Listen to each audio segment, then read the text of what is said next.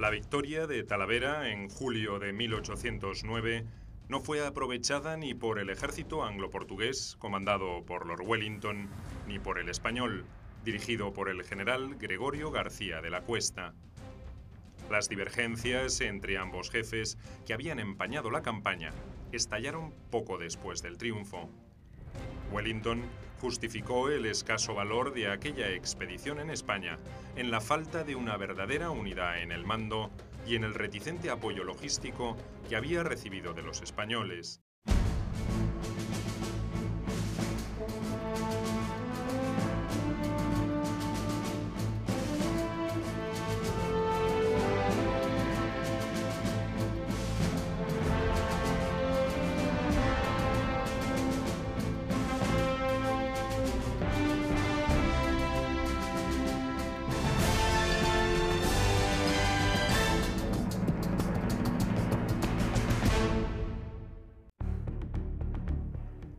Siempre prudente en sus movimientos tácticos, prefirió retirarse hacia Portugal antes que arriesgar su ejército en una nueva confrontación con los franceses.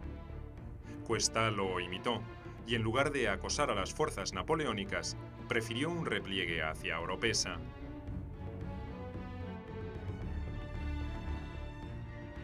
Los historiadores ingleses han magnificado Talavera, tuvo su importancia extraordinaria, pero las consecuencias fueron negativas, porque va a provocar a partir de Talavera el desentendimiento ya definitivo entre el ejército español y el ejército inglés. Ya a partir de ese momento Wellington se replegará en Portugal, no quiere saber ya más de los españoles hasta 2 años después. El efecto será, en este sentido, lamentable y negativo para la ofensiva antinapoleónica de los ejércitos de España y de Inglaterra. Y entonces se centró toda la estrategia militar inglesa en la península, en la defensa de Portugal, hasta marzo de 1811. Y en marzo de 1811, después de la defensa exitosa que montó Wellington de Portugal en la campaña de 1810, solamente en ese momento dio el gobierno inglés permiso a Wellington para avanzar otra vez en España y, bueno, por fin, si quieres, de libertad a España.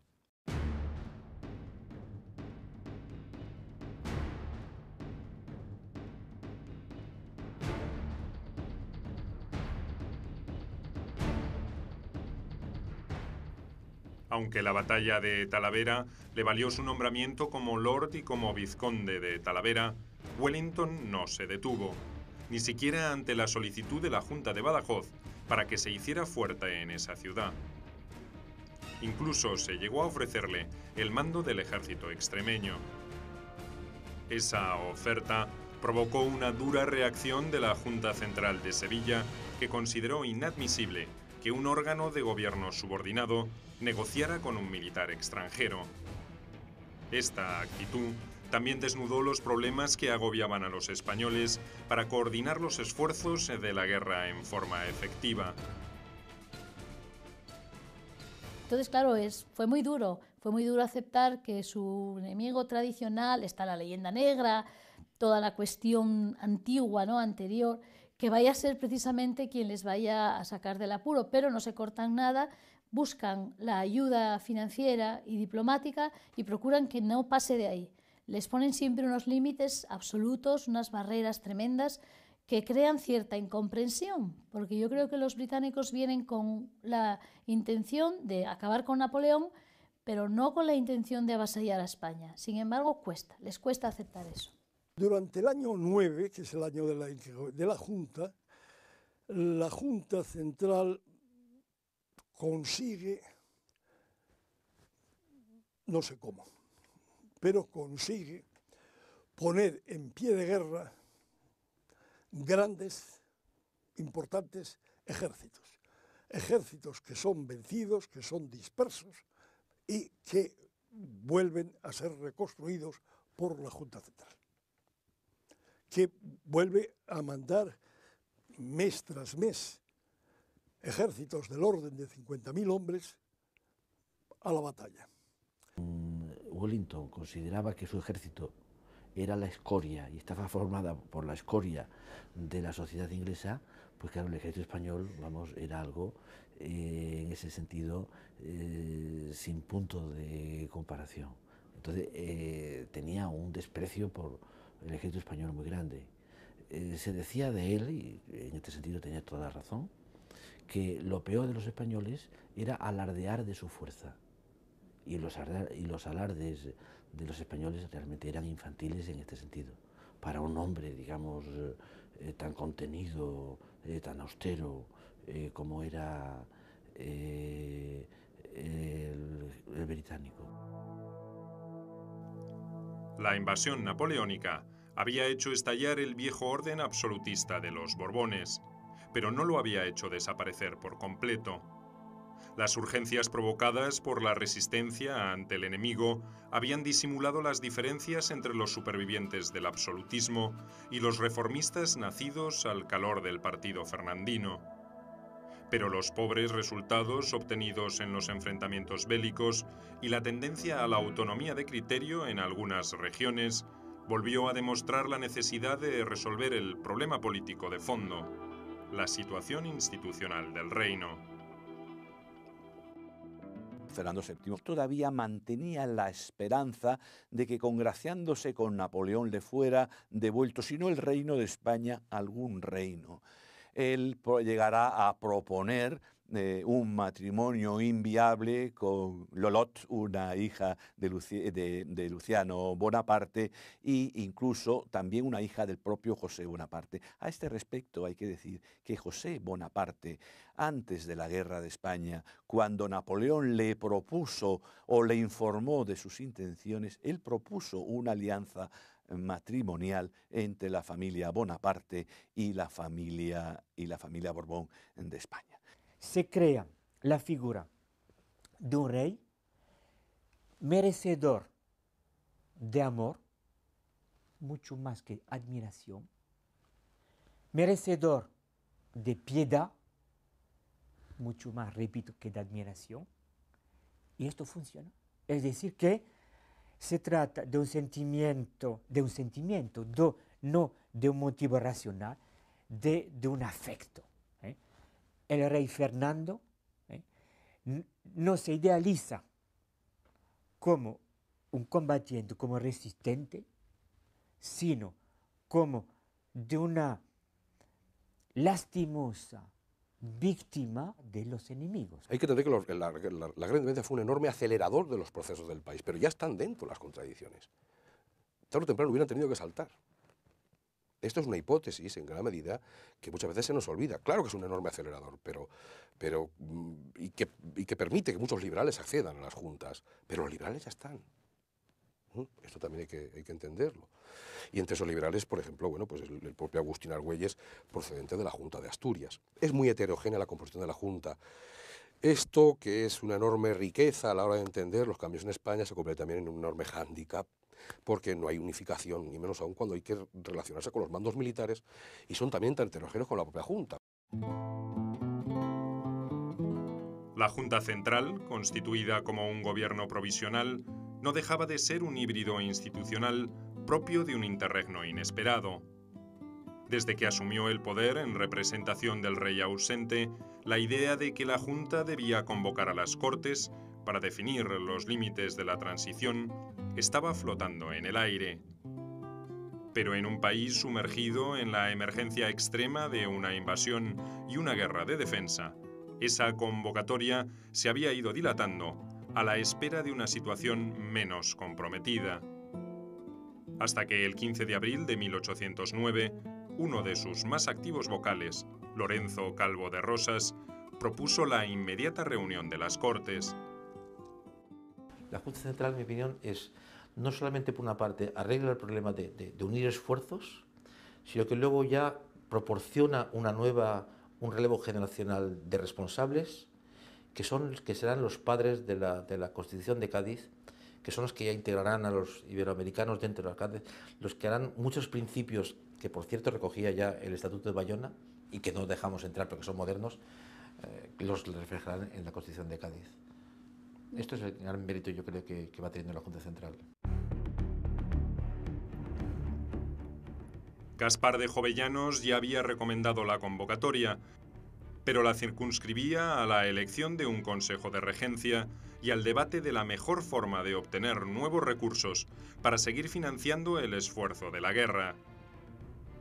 Calvo de Rosas, junto a un grupo de entusiastas liberales, exigía en cambio que las Cortes establecieran un régimen constitucional que reemplazara definitivamente al antiguo régimen. Las posiciones de los dos patriotas fueron debatidas por el Pleno de la Junta y el 22 de mayo se aprobó la convocatoria a Cortes para el año siguiente. Esa convocatoria tuvo en cuenta algunos reaseguros impuestos por Jovellanos. El más importante era la consulta previa a organismos regionales y municipales sobre los temas que tendría que analizar esa asamblea. Sería una especie de filtro con el que el veterano político esperaba frenar los excesos reformistas y desarmar los recelos de los absolutistas. Jovellanos es un elemento de prestigio, ha ocupado cargos importantes en el gobierno de Carlos IV, incluso ha sido ministro durante la privanza de Godoy, supone, la actitud de Jovellanos supone un freno frente a los que mantienen la idea de que hay que llevar a cabo reformas. La diferencia entre el siglo XIX y el siglo XVIII en cuanto a la actitud de los reformistas es que la revolución está ahí y esto naturalmente asusta más a quienes piensan de forma distinta. Esos absolutistas antiguos ya con las Cortes se van a llamar serviles porque van a ser partidarios de los principios absolutistas que habían sido propios de otras épocas y que se siguen manteniendo todavía en los primeros años de la ocupación napoleónica, los años de la lucha por las libertades en las Cortes. El proyecto de Jovellanos no consiguió ni una cosa ni otra. El dictamen oficial de la convocatoria a las Cortes provocó reacciones contrarias del bando reformista, que consideró que solo se trataba de dilatar cualquier decisión de fondo. Los absolutistas tampoco se quedaron quietos. Consiguieron que la Junta restaurara el Consejo y Tribunal Supremo de España e Indias, una tradicional institución borbónica.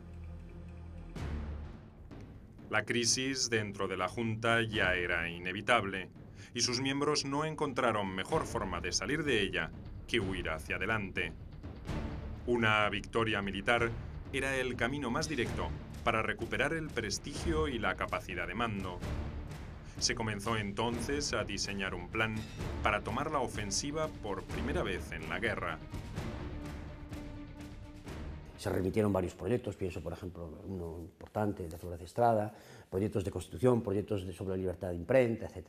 Y la idea era utilizar ese material, concretamente la comisión de Cortes que había dentro de la Junta Central, para que en el momento de redactar la futura Constitución pues, pudieran servir como criterio, como guía, ¿no?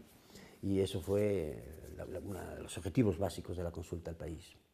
Quedan muy pocas semanas cuando se establece un impuesto extraordinario, una contribución extraordinaria, única de guerra, para intentar conseguir fondos para dotar a los ejércitos, pero de ahí al 19 de noviembre de 1809, que es el momento de Ocaña, que es el final realmente de la Junta. La Junta dura unos cuantos días más, pero está ya tocada de muerte. No se llega a recaudar, yo creo que ni la mitad. Hay varios documentos sobre esto, pero no se hace efectivo. Es decir, la Junta, más que una institución política, tenía como primer deber, insisto, ganar una guerra.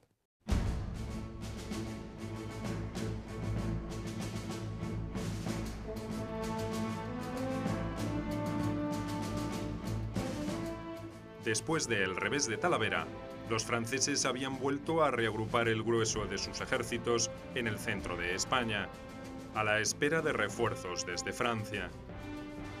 Los principales cuerpos imperiales quedaron desplegados en torno a Madrid. El de Soult en el valle medio del Tajo entre Plasencia y Talavera, el de Víctor en La Mancha y el de Ney en Salamanca. La situación no podía ser más favorable. Napoleón había firmado un nuevo tratado de paz con Austria, lo que le dejaba las manos libres para emprender una nueva ofensiva sobre España. No obstante, la demora en recibir los auxilios reclamados y el previsto alejamiento del mariscal Jourdan del Estado Mayor, por razones de salud, postergó los planes de José Bonaparte. El otoño de 1809 se inició con poca actividad en el bando francés, una oportunidad que pretendió ser aprovechada por los ejércitos patriotas. La inercia se rompió por un inesperado éxito obtenido por una fuerza comandada por el duque del Parque en Tamames, a mitad de camino entre Ciudad Rodrigo y Salamanca. Diego de Cañas y Portocarrero, duque del Parque, había avanzado con su ejército, compuesto básicamente por divisiones gallegas, decidido a amenazar Salamanca. El general Marchand, que había reemplazado al mariscal Ney, le salió al encuentro, pero los españoles se habían desplegado en una fuerte posición en las afueras del pueblo de Tamames. Aunque su fuerza era inferior, Marchand resolvió atacar el 18 de octubre de 1809 y sufrió un grave descalabro. Alrededor de 1.300 franceses, entre ellos 18 oficiales, quedaron muertos en el campo de batalla.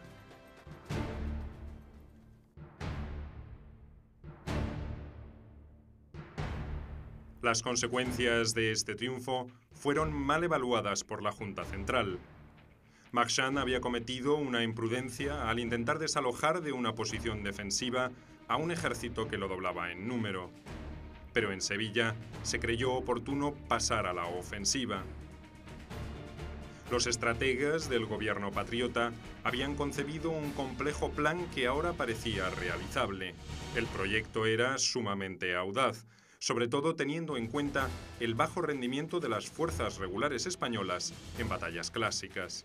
El ejército español, pero el ejército español no estaba, por decirlo en franco, en condiciones de medirse contra los franceses una batalla frontal. Además, habían muchísimos problemas de abastecimiento, etc. El Valle del Tajo es una zona pobre. No podía abastecer a la tropa. El duque del Parque continuaría hostigando a Marchand en León y Castilla la Nueva, mientras el duque de Alburquerque, con el ejército de Extremadura, haría lo propio con Soult en el Valle del Tajo. La ofensiva principal, en tanto, estaría a cargo del ejército de la Mancha o del Centro, comandado por el general Juan Carlos Areizaga. Para salvar su ejército, y tanto más porque ya había excedido a sus órdenes, tenía Wellington que repasar el Tajo y retirarse hacia Badajoz como medio de rescatar a su ejército. Y hay otras cosas que se puede decir, pero la realidad es que no había ningún modo de hacer nada después de Talavera. En la coordinación de la ofensiva propuesta por la Junta Central estaba una de las claves del éxito de la empresa, pero esa premisa nunca se cumplió. El duque del Parque, que había pedido refuerzos a Wellington, no avanzó más allá de Salamanca cuando los ingleses le negaron su ayuda. La reticencia británica a intervenir también afectó la maniobra de Alburquerque por la derecha. Cuando Soult se enteró que esa columna no tenía la colaboración inglesa, resolvió no emplear todo su potencial para detenerla en Talavera. Para colmo, a pesar de ser la fuerza mejor equipada de toda España, el Ejército del Centro se demoró por problemas logísticos. Su jefe, el general Areizaga, era un veterano oficial con tan escaso talento militar como buenos contactos en la Junta Central, a los que debía su nuevo mando.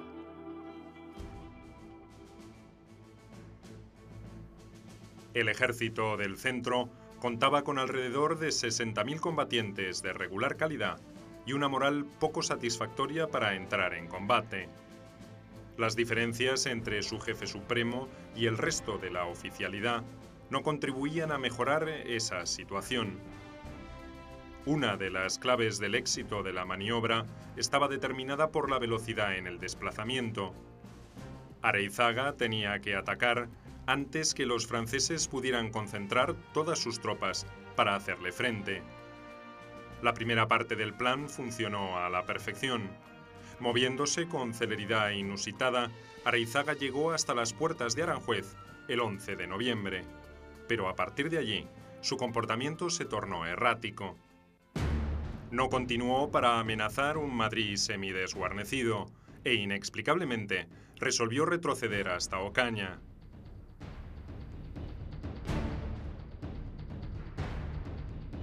En la mañana del 18 de noviembre, la vanguardia española fue sorprendida en pleno repliegue por la caballería francesa. 3.000 jinetes napoleónicos se enfrentaron a 4.000 patriotas, en la principal acción de escuadrones montados de la Guerra de la Independencia. La inadecuada disposición de los españoles les valió una contundente derrota. Apenas un preludio de lo que vendría después. Areizaga, que se había alejado varios kilómetros de sus fuerzas el día 18, reapareció el 19 de noviembre en Ocaña. Lo aguardaba un ejército del centro, agotado por las marchas y contramarchas y más desmoralizado que antes. La actitud por parte de los españoles fue torpísima, a unos niveles realmente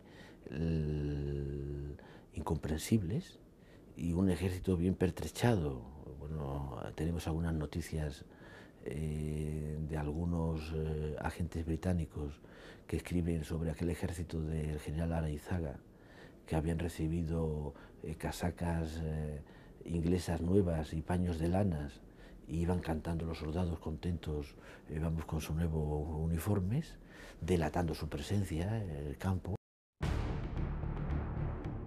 Las vacilaciones de Areizaga lo habían dejado en una mala posición. Ocaña no constituía una buena posición defensiva, pero no tenía más remedio que combatir. Tenía 46.000 infantes y 5.500 hombres de caballería. Soult sumaba apenas 24.000 combatientes de infantería y unos 5.000 de caballería. El incompetente jefe español desplegó en forma inadecuada a sus efectivos sobre el terreno y redujo su ventaja numérica. La mayor disciplina táctica de las tropas napoleónicas hizo el resto. El mariscal francés cargó por el flanco más desprotegido de los peninsulares con su infantería, mientras su caballería realizaba un movimiento envolvente para atacar la retaguardia patriota. El desorden fue total. En el anochecer del 19 de noviembre, el ejército del centro había sufrido una aplastante derrota. 4.000 bajas entre muertos y heridos, 14.000 prisioneros y 50 de las 60 piezas de artillería quedaron en manos de los vencedores. Areizaga había permanecido gran parte de la lucha en lo alto de un campanario, observando absorto y casi sin dar órdenes a sus atribulados oficiales. En la batalla de Ocaña se pierde el último ejército español armado por los propios españoles y con grandes esperanzas de victoria, de volver a recuperar Madrid, de volver a revivir un nuevo baile. En Ocaña se pierden 5.000 hombres,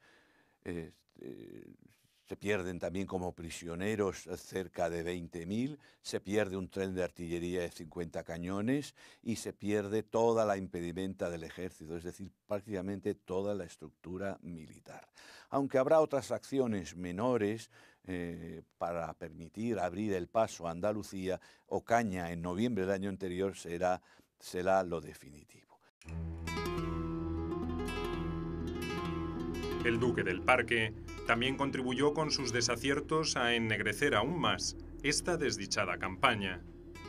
Desconoció nuevas instrucciones de la Junta Central para que reforzara Alburquerque y permaneció en las cercanías de Salamanca hasta el 18 de noviembre. Luego avanzó hacia Medina del Campo para intentar un encuentro con el otro ejército patriota. Pero cuando se enteró del desastre de Ocaña, resolvió retroceder hacia Alba de Tormes, abandonando todo el terreno conquistado. El 28 de noviembre fue sorprendido por la caballería francesa al mando del general Kellerman, que lo derrotó a orillas del río Tormes. Pese al revés, el duque del Parque logró replegarse con gran parte de sus fuerzas, pero en los días posteriores su ejército virtualmente se desintegró. Para mediados de enero de 1810, cuando decidió invernar en San Martín de Trevejo, ya había perdido la mitad de los 34.000 hombres alistados al comienzo de la campaña.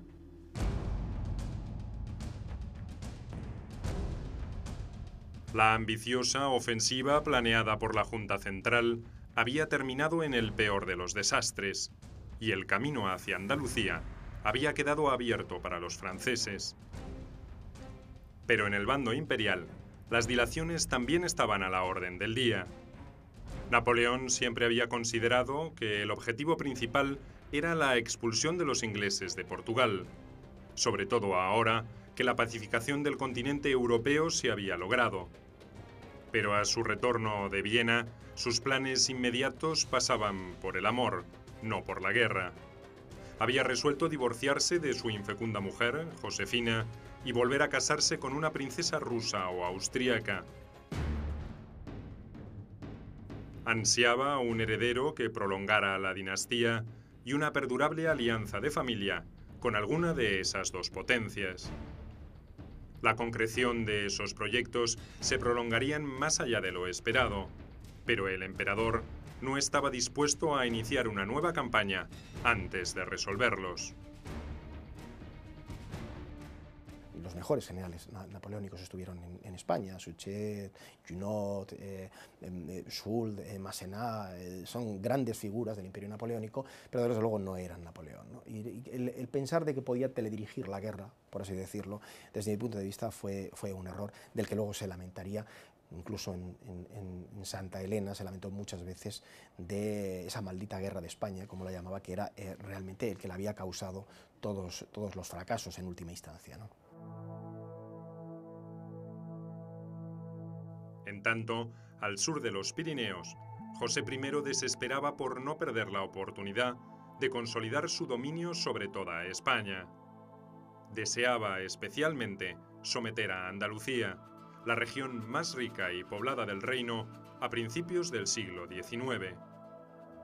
Tropezaba con la vacilación de Napoleón en autorizar la campaña y con la resistencia del mariscal Soult, mejor predispuesto para una nueva acción sobre Portugal, como quería el emperador. Finalmente, José Bonaparte logró imponer su criterio y el 13 de enero de 1810, el ejército imperial inició su marcha hacia Sevilla. Después de varias modificaciones del plan original, el grueso del ejército atacaría por los pasos de Sierra Morena en dirección de la Carolina. Por su parte, el mariscal Víctor, con una columna de menor envergadura, descendería al valle del Guadalquivir por Almadén para atacar Córdoba. Unos 40.000 hombres fueron comprometidos en esta maniobra.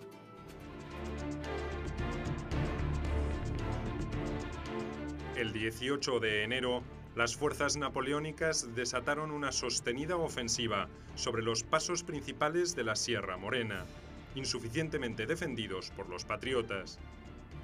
La resistencia se prolongó por 2 días. El paso de Despeñaperros fue forzado en menos de 7 horas y con un insignificante coste de bajas para los franceses. El intento de utilizar la accidentada geografía serrana como muralla de contención demostró su ineficacia. El 20 de enero de 1810, los franceses habían despejado el camino hacia el corazón de Andalucía. Areizaga resolvió retirarse hasta Jaén con alrededor de 7.000 efectivos y varias piezas de artillería. Era todo lo que quedaba del ejército del centro. Esas tropas no pudieron resistir demasiado cuando el 23 de enero el general Sebastiani llegó a las puertas de la ciudad andaluza y las atacó con absoluta determinación. El 24 de enero, el mariscal Víctor ocupó Córdoba sin ninguna oposición. ¡Viva el rey! José Bonaparte haría su entrada triunfal en la ciudad de los califas, como la describiría en una carta a su hermano el emperador 2 días más tarde. Estaba feliz, pero no satisfecho todavía. Necesitaba conquistar Sevilla, desde donde la Junta había desafiado su autoridad durante tanto tiempo, y hacia allí destacó al grueso del ejército bajo el mando de Víctor. En la gran urbe andaluza, la situación había comenzado a alterarse desde que la población se enteró de que el dispositivo de defensa había sido desbaratado casi sin lucha. El 20 de enero, la Junta Central difundió una proclama anunciando que se había ordenado a los ejércitos de los duques de Alburquerque y del Parque que detuvieran el avance francés. Pero la realidad era que el duque del Parque estaba demasiado lejos y el de Alburquerque no tenía efectivos suficientes como para cumplir semejante objetivo. Las expectativas no las pudo cumplir porque la Junta, la hemos llevado muchas veces a juicios políticos, y no es esa la clave. La Junta tiene como hándicap y como objetivo, más que reformar el país, vencer a los franceses, ganar la guerra. Y la guerra no se puede ganar. Hay un elemento desde el principio que yo creo que hay que tener en cuenta. Miren, para vencer a la Grande Armée que entra, el ejército que hubiera tenido que montar la Junta hubiera tenido que ser al menos como la Grande Armée, en material, vituallas, fuerza de infantería, caballería y, sobre todo, cualificación bélica. El descontento contra una junta que había caído en el peor de los descréditos estalló el 22 de enero, con tumultos organizados por turbas que pedían la renuncia de los miembros del gobierno y la formación de un consejo de regencia o un comité de salvación pública. Los manifestantes se congregaron frente a la maestranza reclamando fusiles y cañones. También exigieron la libertad de Francisco Palafox y del conde de Montijo, que habían sido arrestados por encabezar complots contra la Junta. Los desórdenes también fueron incentivados por la noticia de que muchos funcionarios y miembros del gobierno habían abandonado la ciudad para refugiarse en la vecina isla de León. El pretexto de que tenían que iniciar los preparativos para la reunión de las Cortes, prevista para marzo, no convenció a nadie. Entonces se organiza un motín, se denuncia a los miembros de las juntas, les dice, de la Junta Central, se dice que huyen, que abandonan el país, que se llevan el dinero. Entonces esto va a pasar. En fin, alguno de los vocales de la Junta va a ser retenido, pero en fin, las cosas no van a llegar más allá, pero la Junta Central sí va a decidir que no puede seguir gobernando, va a nombrar un consejo de regencia y va a autodisolverse. Desde el punto de vista político, su misión principal para la cual que era la creación de unas cortes que fueran las que heredaran el poder que había dejado vacío la huida del rey, pues llegó a convocarlas, pero no cumpliría plenamente con su misión y dejaría la emisión no solamente de convocarlas definitivamente, sino también de empezar a estructurarlas a la Junta de Regencia, y que vendría a sustituirla después de sus grandes fracasos militares del año 10.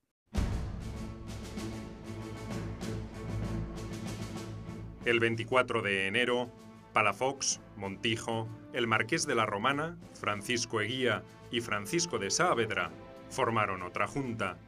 Redactaron decretos condenando la actitud de los antiguos miembros, confirmando mandos militares o designando nuevos, en un vano intento por imponer una última resistencia.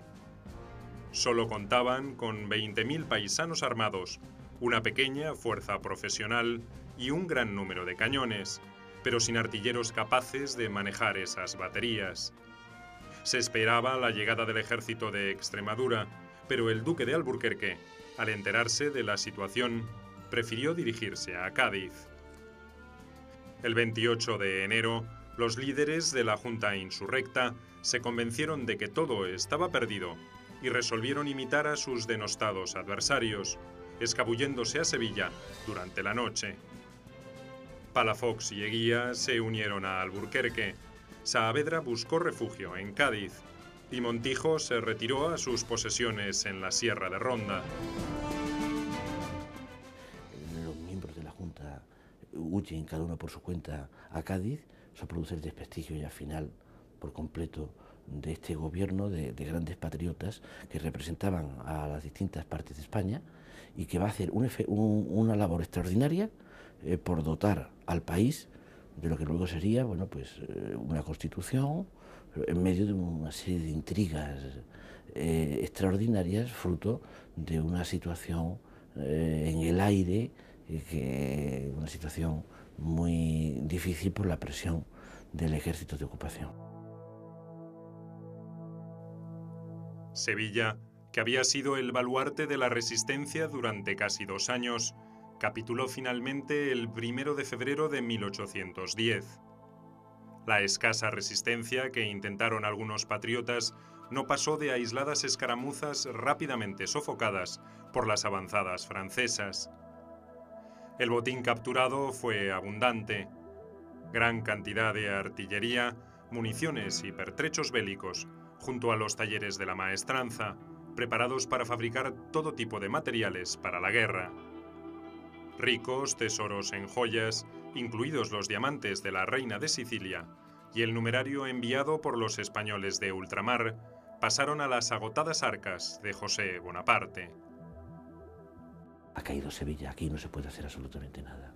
La resonancia y las consecuencias van a ser enormes. Nadie podía imaginar que Cádiz, donde se refugian los miembros que van huyendo de la Junta Central,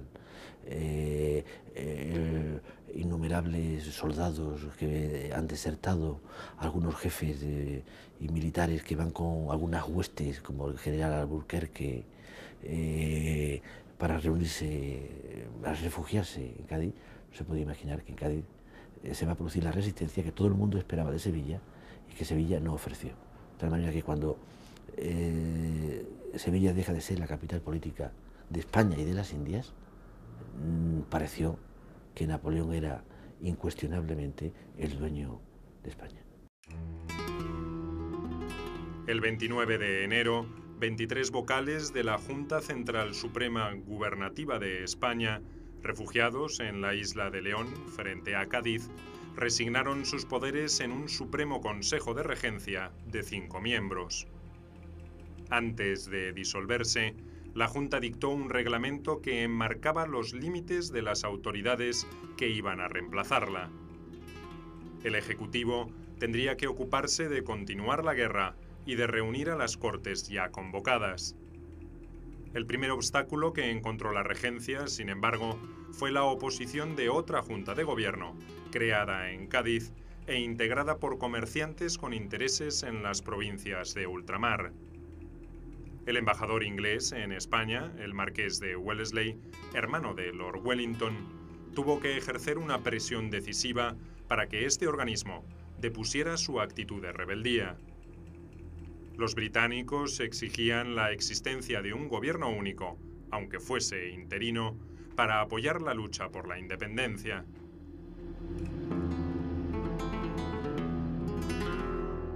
Los conflictos de competencia fueron inevitables y algunos de altos vuelos y que afectaban al interés nacional. Las relaciones de los comerciantes de Cádiz, tenemos que pensar que la Junta de Cádiz es una junta electiva de los propios ciudadanos de Cádiz y de los ciudadanos muy cualificados, las relaciones de estos ciudadanos de Cádiz con el Consulado de México y con los reinos de Indias, las relaciones económicas eran muy fuertes. Y en un momento en que se cuestiona o que se plantea la posibilidad de ceder ante las presiones inglesas para abrir el comercio de las Américas al imperio inglés o al reino de Inglaterra, pues la Junta de Cádiz presiona, porque eso supondría la ruina de los comerciantes de Cádiz, para que esta decisión no se tome. Los franceses, por su parte, consideraban que la conquista del Reino de España estaba por fin a punto de producirse. Nuevamente, caerían en su reiterado error de apreciación sobre los valores del pueblo español. Solo había concluido uno de los más dolorosos capítulos de esta epopeya.